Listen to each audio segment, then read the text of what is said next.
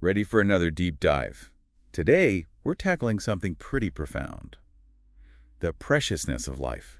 Yeah, it's one of those ideas that, well, you hear it a lot, but it doesn't really hit home until, something shakes you up a bit. Right, and that's exactly what happened to Mira I.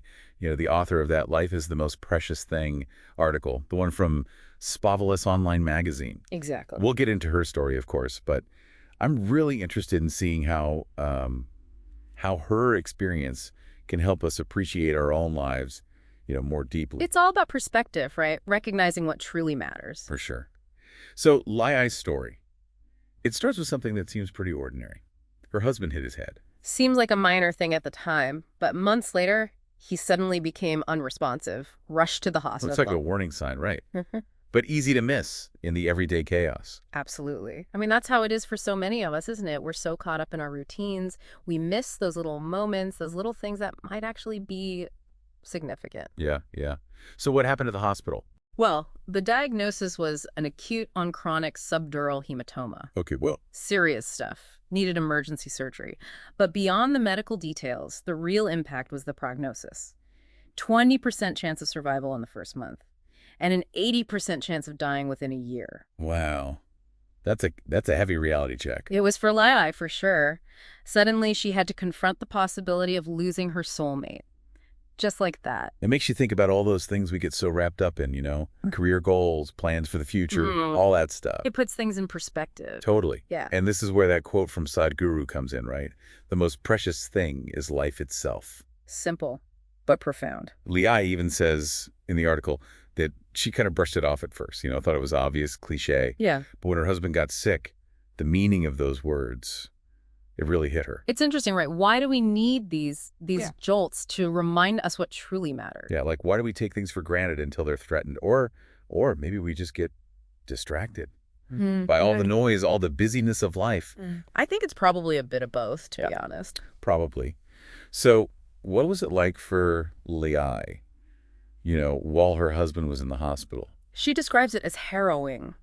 Her husband's fighting for his life, and she's battling this whirlwind of emotions, regret, fear, but also this incredible gratitude for every moment they still had. Like she was jolted awake, finally seeing how much of life she'd been, just sleepwalking through. And it's not just about the big dramatic things. She started appreciating the little things, too.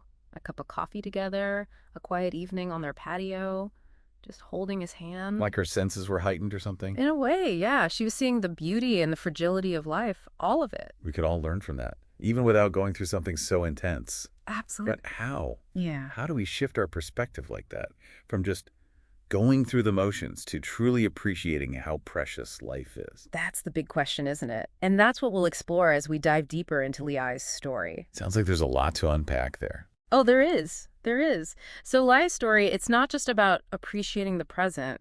It's about how this whole experience shifted her priorities. Yeah. What did she start focusing on? Like, what were the big takeaways for her? Well, health. That was Yeah. huge. And not just physical health, but, mental and emotional well-being, too. Having the energy to really enjoy each day. Makes sense. Like, what's the point of all the success and money if you don't have the health to actually enjoy it? Exactly. And she also talks a lot about her relationships, like really deepening those bonds with her loved ones, not just being together, but truly connecting, being present, showing her love and appreciation. Like realizing that those relationships are the true treasures. Exactly. And she also learned to let go of the small stuff, all those petty annoyances and worries. They just seem so insignificant after what she went through. It's amazing what a near-death experience can do for perspective. Right. And it's not just about letting go of the negative, but actually seeking out joy, relaxation, making time for the things that bring her pleasure, reading, walks in nature, even just enjoying a cup of coffee with her husband. Like giving herself permission to slow down, Yeah. to savor those simple pleasures. Yeah, exactly. And it makes you think, right, how often do we get so caught up in our goals and our to-do lists that we forget to actually enjoy the journey? All the time. We're always striving for something more, something better. But maybe, but just maybe, true fulfillment comes from appreciating what we already have. That's a big part of Lee's message. Life isn't about the destination, it's about the journey. And that journey is a lot more rewarding when we approach it with intention, gratitude, appreciation for the moment. You know what I mean? Absolutely. It's funny, I also learned that time is more precious than money. But we've all heard that Yeah. before, but it's like you don't really get it until something like this happens. Right. We spend our time chasing money thinking it'll bring us happiness, but what good is it if we don't have the time or the health to enjoy it? It's like we're constantly trading our most precious resource, time, for something that might not even make us happy in the long run. It's a trap a lot of us fall into. For sure. And then there's that whole someday thing. We put things off thinking, oh, I'll do that someday when I have more time, more money, whatever. But someday might never come. Exactly. I realized that life is unpredictable. We don't know how much time we have. And that realization can be scary, but it can also be liberating. So what did Lai do? How did she deal with all this? Well, she actually started using this daily mantra. Thank you for this new day. Life is indeed the most precious thing. Help me to fully embrace the gift of being alive. Wow. That's beautiful. It's such a simple way to cultivate gratitude. Right. And anyone can do it. It doesn't have to be a formal mantra, just taking a few moments each morning to appreciate being alive, acknowledging the good things in your life. I like that. Finding those little moments of gratitude throughout the day. Exactly. Little things make a big difference. And speaking of little things, Liai also talks about how much she started appreciating the simple things in life. You know, like watching the sunset, having a cup of coffee on her patio, spending time with her husband, even just the smell of rain. The things we usually rush past without even noticing. Right. She learned to see the extraordinary in the ordinary. And that's something we can all do. We don't need fancy vacations or expensive things to be happy. It's all around us if we just slow down and pay attention. It's like she rediscovered the beauty of the present moment. And you know what's really interesting? Lei realized that facing death, or the possibility of it, actually helped her embrace life more fully. It seems counterintuitive, but I think I understand what you mean. When you realize how quickly things can change, how fragile life really is, it can make you less afraid to take risks, to go after your dreams, to speak your truth. Exactly. It's about living with intention, knowing that each day is a gift, and not taking anything for granted. It's crazy, right? Yeah. Like, we need these wake-up calls to shake things up, make us see what really matters. It's so true. We get stuck in our routines and we forget to just appreciate what we have, always chasing the next thing. Liai mentioned this quote, and it really stuck with me. It's from Robert Heinlein. The best things in life are beyond money. Their price is agony and sweat and devotion. And the price demanded for the most precious of all things in life is life itself, ultimate cost for perfect value. Heavy stuff, right? It is. It's like the things that really matter, they often come at a cost.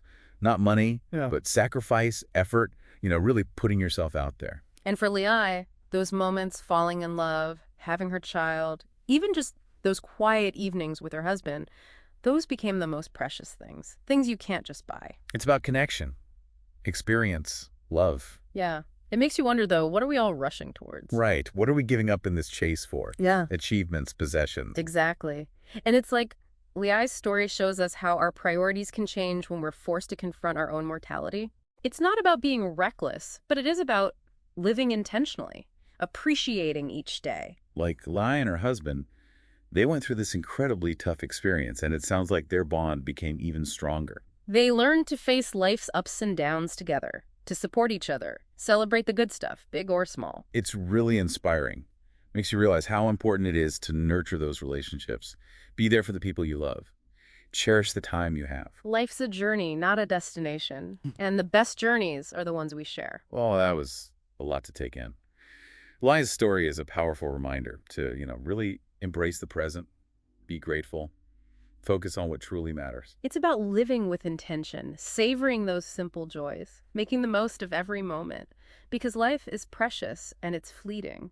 So if you had to sum it all up, what would you say is the key takeaway from Lai's experience? Don't wait for a wake-up call to start living a life that matters. Embrace the preciousness of life right now, in this moment. And I said it better myself. And hey, remember, we're always here to help you unpack life's big questions, one fascinating source at a time. Until next time, keep diving deep.